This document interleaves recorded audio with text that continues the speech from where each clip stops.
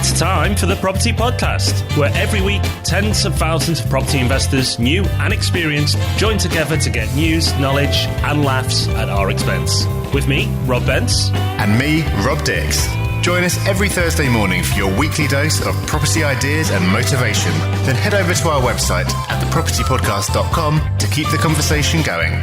Now though, let's get started.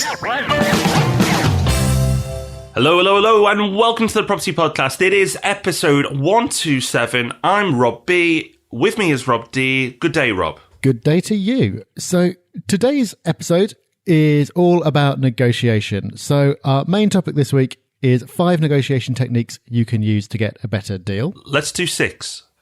Started already, Rob. Started early. Okay. See what I did. Very good. A number TBC of negotiation techniques you can use to get a better deal. We've also got a resource of the week, which is the result of us negotiating with a segment of our listeners, and a news story, which is a negotiation with the government. So there's a theme. It's almost like we planned it. It is, but I tell you what has been planned. We've been talking about it for a little while, I should say hinting at it, and a few people who've come to us individually and asked us one-on-one, we've told. But what we haven't told the majority of you is we're doing meetups, but we're not doing 1, 2, 3, 4, 5, 6, 7, 8, 9. No, we're doing 10, maybe more meetups across the country at the same time, monthly. Are we mad? Probably. But actually, it makes a lot of sense because people always love the meetups that we do. We do them in London semi-regularly, and we're always asked to do them up north. We've done that precisely once in 2.5 years. So we realised that, well, rather than us being the bottleneck and making these happen, let's give everyone the power to hold their own. So what we've done is we've put out the feelers. We've found people who are willing to lead meetups in their own area. And that means that every month, on the first Thursday of every month, there are going to be Property Hub meetups going on all over the country. We're starting with at least 10 of them, and we're hoping to build that up over time. So wherever you are, there's going to be a meetup near you. And that's a really exciting idea to me, at least, the fact that you know that on the first Thursday, wherever you are, you can go along and have a chat about property in a non-salesy, non-pushy way with friendly, well-informed people. Yeah, just great people, great chat, no selling, nobody coming in to try and sell you a course or anything like that. Just a friendly meetup every single month and hopefully in your local area. Now, if you want to find out if it's in your local area, of course we'll be talking about this more nearer the time. But if you want to find out if it's close to you, go to thepropertyhub.net/meetups. That's thepropertyhub.net/meetups. Go there, see where your closest meetup is. But this is something that people have asked for time and time again. We get emails probably daily, when's the next meetup? And as Rob said, we're the bottleneck. So let's remove us being the bottleneck and we'll have these meetups. But the great thing is, Rob and I intend to mooch along to different meetups every single month so we can meet different people. We may as well go separately because we never speak to each other at the meetups when we go because it's just too busy. So we'll be touring the country, going to different places month by month, and we'll always let you know where we're at. But the first one is in September, so not too far away at all. So make sure that you get that in your diary. That's the 3rd of September. It's the first Thursday. Have a look at the website we've mentioned and get along. We'd love to see you there. And I don't know if we've mentioned, but in keeping with the genius Property Hub business model, they're all free. So the meetups are all completely free to attend. You just need to book in advance. So get along to thepropertyhub.net/meetups. Book your place. If you've got friends who are not Property Hub members who want to come, that's completely fine. Just go along and book in. You'll find some of them are starting on the 3rd of September. We've got more coming in month 2 in the 10th of October, and then they'll be growing every time. But that one page is always the place you need to go to book. It reminds me, Rob, the Property Tips book, for those who don't know, is put out at cost. And we had somebody write in to complain that it wasn't good enough. And we were just trying to rinse as much money out as we could of our audience as we could. We don't make any money on the book. So yeah, that's us rinsing the audience there with the book that makes no profit. So yes, again, in keeping with that business model, the meetups are free. And yes, that angry person, if you want to write in to complain, feel free. But moving swiftly on, people who are complaining, but rightly so, are investors/landlords, and we're complaining to the government because of the tax changes. Now, we mentioned this a few weeks ago. There's a petition out, and there was 2 landmarks. The first is 10,000 signatures and the second is 100,000. At 10,000 signatures, the government has to respond and reply to the 10,000 plus people who've placed their signature. Well, the great news is we plugged it on the podcast a few weeks ago. It's been plugged in other places as well. I've seen it in multiple property forums, including the Property Hub. People really getting behind this. And the great news is it's through 13,000 signatures. Now, in 5 days' time, if not sooner, the government has to respond to this petition. So they will write a letter. They will probably try and bat us off. That's what they do. They don't really listen. But the point is, they have to acknowledge us.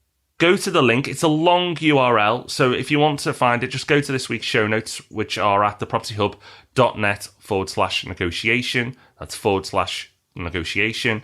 If you go to the show notes, you can find a link there, but go to the Property Hub as well. There's lots of people discussing it there too.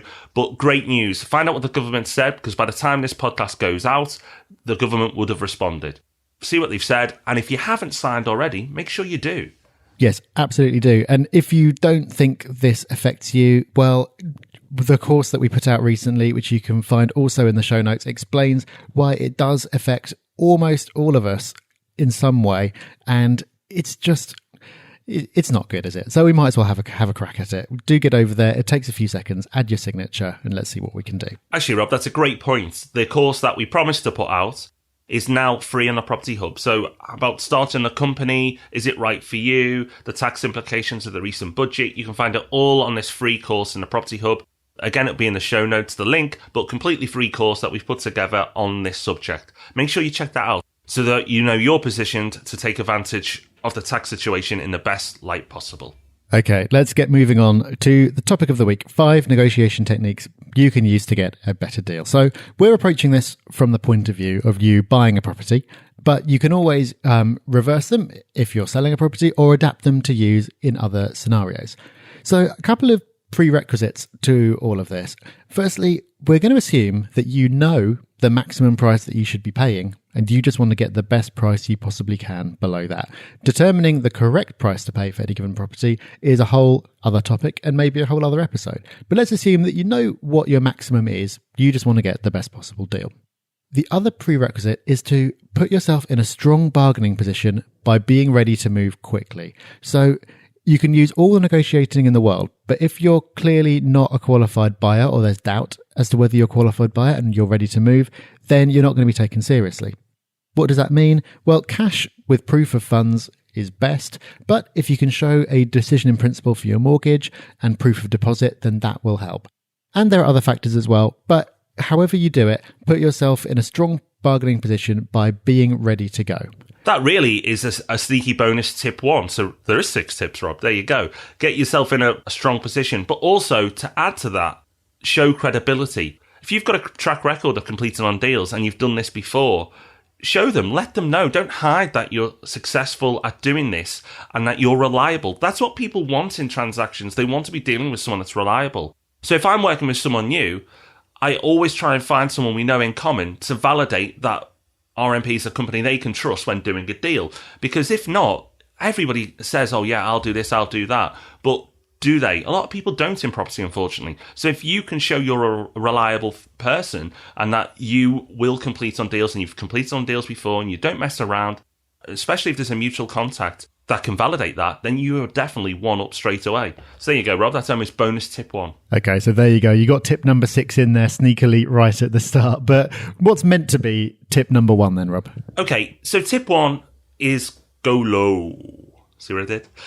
So go low with your offer, that is, not in your tone. Whenever you go in to put an offer in, you've probably got a number in mind. And that's great, and that's wherever you want to get to. But what you want to do is go lower than where you want to get to. Because once you put an offer in, you can't go down. You're only going to go up. So go lower than what you actually want. Much lower. Be brave with your number. You don't want your offer to get accepted right away.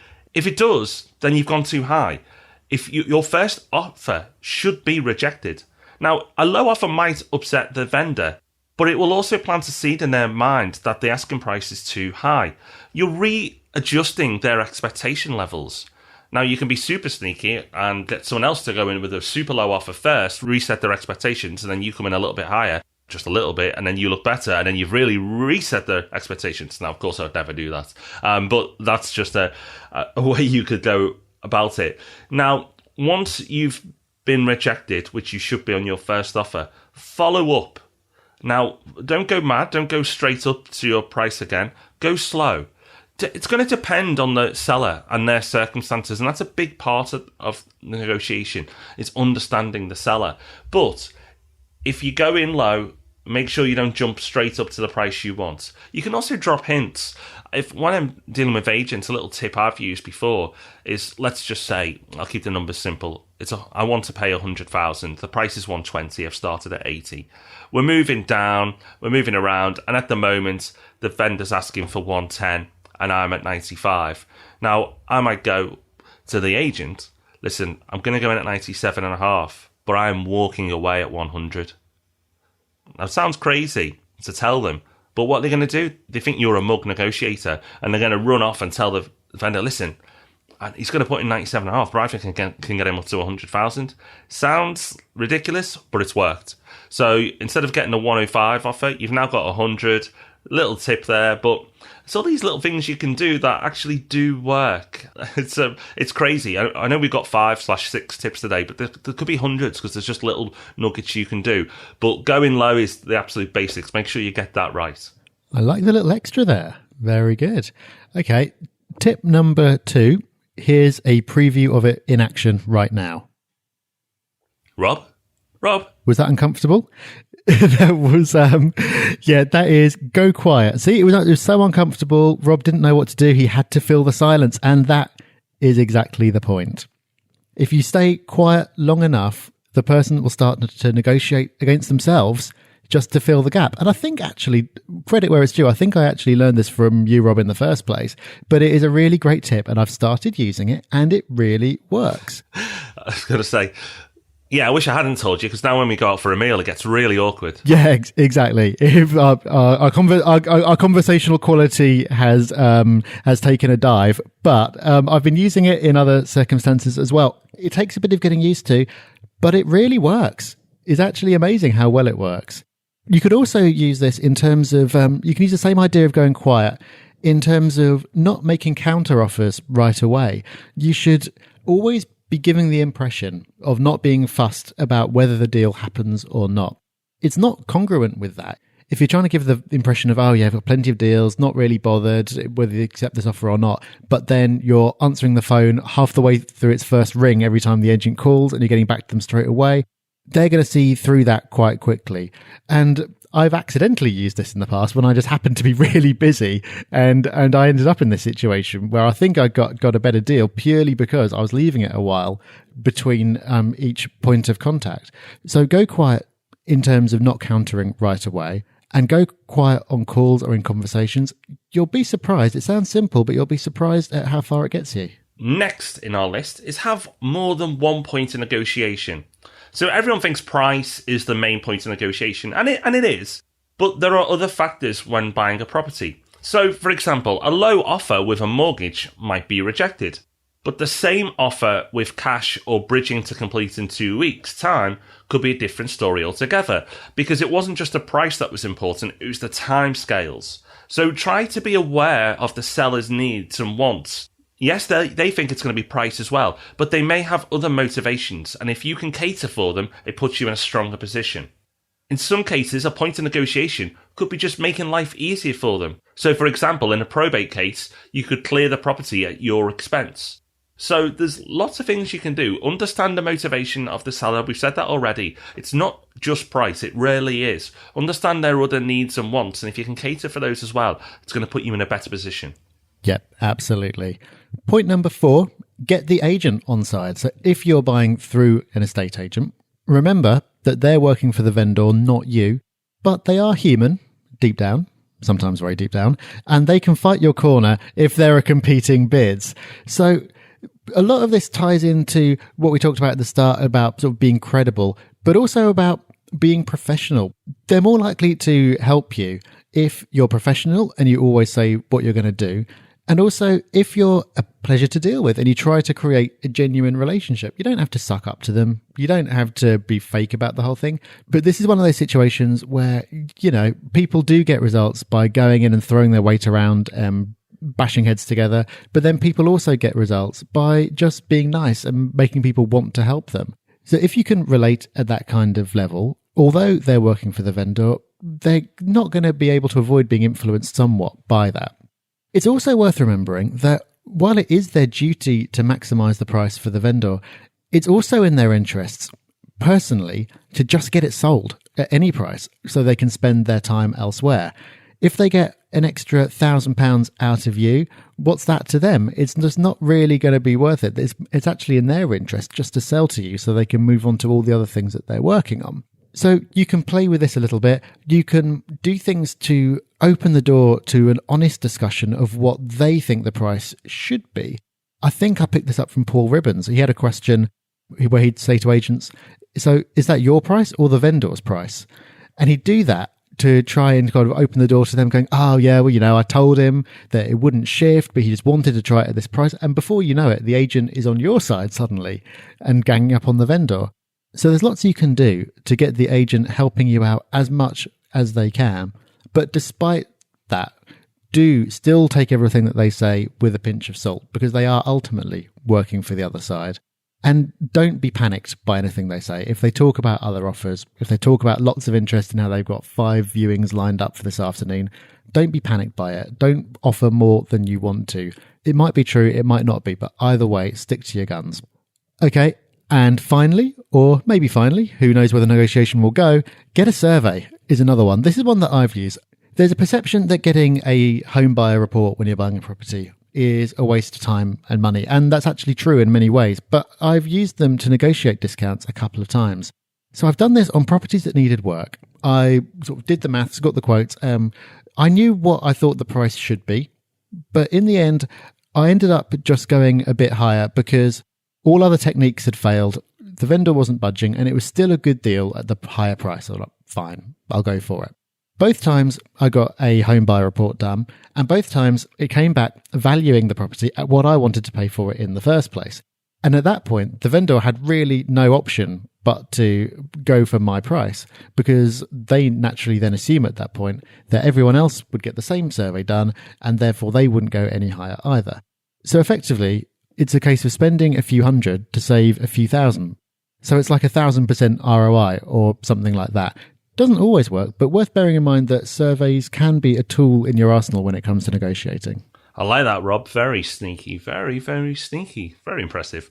Now, you've had 5, 6-ish slash points and a few bonuses thrown in here and there. Let's give you a few more. Just ask. It sounds simple, but once you're negotiating, you can ask, well, what else can you do for me? Or, if you get to the price you want, don't say straight away deal. Go, great, I think we're nearly there. What else can you do to sweeten the deal? Then go silent. Remember that point. And then see what they say. Wait for them to break the silence. And sometimes people just crack and they go, oh, I'll throw in blah, blah, blah, blah, blah, blah, blah. It's incredible how that works. But just say, what else can you do? I think we're close to this deal now. What else can you do to seal the deal? Go quiet. See what happens. It's a great tip. Another one is use the word because. This is not my tip. This comes from the book Influence. But the tip is that people, it's been proven in studies, that people are more receptive to accepting your reasoning if you use the word because. So the study was roughly, forgive me if it's slightly out, but the main point is there, that people were queue jumping, and he was testing people queue jumping, and he went, can I go in here in the front? And people would go, no. And they'd say, no. And then they'd go, can I go in here because, and then add reason. It didn't really matter what the reason was after the because. It was just because they had a reason. And the success rate went up dramatically. So when you're justifying an offer, you can go through, and this is because, it adds more weight. So use the word because. That will really be effective. So, Rob, we've said about 5 negotiation tips today, but I think we've given plenty more than that. So lots of value in this one. I think we've lost this negotiation against the listener. They've got loads out of us. But ultimately, though, I think the way to win any negotiation is, like I said earlier, to seem like you don't care about the outcome. And The best way to do that, unless you're a world-class actor, is to genuinely not care. Don't fall in love with a property, and make sure that you do have enough irons in the fire, that you're not dependent on any one deal. That's what really gives you the ability to walk away. Looking like you're willing to walk away is really hard when actually you're desperate to seal the deal, but walking away when you actually would is fine. And also remember that while it's fun, you don't always have to negotiate right down to the bone. If a deal already works and the price is good, leave a little something so they still feel good about the deal. They always say that a good negotiation is one where both sides walk away happy. And if you leave them sort of feeling really resentful and ripped off, in those couple of months that it could take for the deal to go through, might have a change of heart. So it's always worth sort of pushing it as far as you can, but not too far, and sort of leaving both sides happy, because that's what negotiation ultimately is all about. A nice way to finish, Rob. Okay, so another nice way to finish is an apology. Well, sort of an apology, because I don't know if we've got a full apology to make, but certainly an acknowledgement. Now, a few weeks ago, we gave Uber out as a resource of the week, and we both use Uber. We've said that before. But the main point of the recommendation was we used examples of being overseas and that reliability if you know what you're getting. And we did tip the local cabbies to say they're great too. However, we had a few that were unhappy, say a few / a lot, who messaged in. Now, we use black cabs as well. We're not just saying this to be nice. In fact, Rob, you have a resource that you've used personally before that helps you find a black cab in your local area. Yes, I have. And not to suck up, but to suck up a bit is true, though. Having travelled fairly extensively, British cabbies are the best in the world. There is an app called, it used to be called Get Taxi. Now I think it's just called Get, GETT.com. And it works like Uber in that you get an app and you can call a car. It shows up, you say where you want to go, all the payment is handled via the app. It works in exactly the same way, but it's for black cabs. So rather than just anyone showing up, it's a way of hailing a black cab more easily and not having to worry about the payment. And that's the best bit for me. I don't like having to fumble around for change or wonder if they take cards or not, because they don't all take credit card. I love the fact that it's all taken care of via the app. You can tip on there as well. It's really, really easy. So we thought that this would be a nice way to set the record straight and have a bit more balance, because this is really good if you don't want to use Uber or just to complement it. In areas where there are black cabs, Get works really well. So that's GETT.com. A listener wrote in with a code for that as well. So the code is going to be in the show notes at thepropertyhub.net/negotiation. If you use that, you get £10 free. I assume that he gets something as well. So that's our way of trying not to lose a whole slew of listeners, but also it is a really useful resource and one that I was going to use anyway because I've used it and it is great. So from someone who's a little disgruntled with us to someone who's very happy with us, our review of the week. And this week it comes in from Pool333.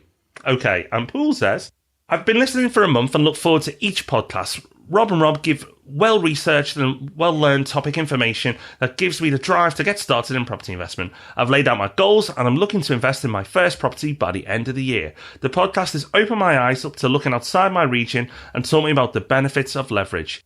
I really enjoy the resource of the week and find them so useful. I'm looking forward to the magazine, most especially to encourage my other half to get as excited as me towards becoming a property investor. Thank you both. I look forward to seeing all your hard work in its glossy form, as well as the weekly podcasts. Well, thank you very much. And obviously, as you can tell, we're catching up with reviews still. We don't do more than one each week, so we don't bombard you. But thank you, Paul. I'm sure you are flicking through issue 2 now of the magazine, so I hope you enjoy that. Okay, so that is us for this week. We've already made one big announcement this week. We've got another one next week. Next week's episode is going to be a special one. Shall we say any more than that at the moment? No, but I think this year we've had more launches of stuff of the NASA. Next week, Rob and Rob launched something. But trust me, if you like this podcast, you're going to love the announcement next week. I promise you. Yes, it is all good news. And in the meantime, book yourself into a meetup. Go to thepropertyhub.net/meetups. You can see all the ones that are starting up. Hopefully there'll be one near you. Get down there. And if there isn't one near you, but you feel like there should be, and you're willing to lead it, email us, let us know, and we'll have a chat. We want these to cover the whole of the UK, but we're starting with double digits. They're all at thepropertyhub.net/meetups. Fab. Now, remember to get all the show notes, and we've mentioned quite a few things today, go to thepropertyhub.net/negotiation. You'll get all the links to everything we've mentioned today. Next week, as Rob said, we're back with a big announcement. But until then, have a wonderful week, everyone. Bye-bye. Bye-bye. Thanks for listening to The Property Podcast. Make sure you join our mailing list at thepropertypodcast.com. And remember, we love 5-star reviews. Rob even loves the modern air miles.